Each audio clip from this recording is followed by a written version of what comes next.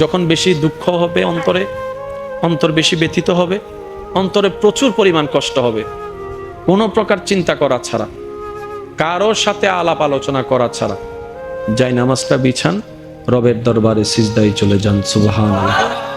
চোখটা বন্ধ করেন, চোখের পানি ছাড়তে থাকেন, মন হালকা হতে থাকবে, সিজদায় রবকে বলতে থাকেন, যা বলার বলতে থাকেন, যেভাবে বলার বলতে থাকেন।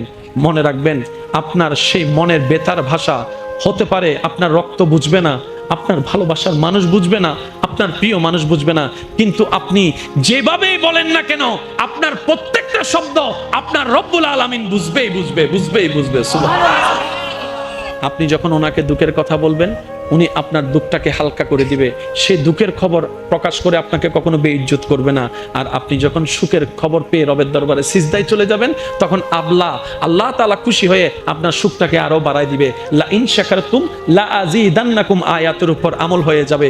আপনি শুকরিয়া করতে থাকবেন, সুখটাকে বাড়তে থাকবেন, সুখের কথা বলতে থাকবেন, রব্বুল আলামিন দেখে দেখে আপনার সুখও বাড়ায় দিবে, শান্তিও বাড়ায় দিবে। বলেন না সুবহানাল্লাহ।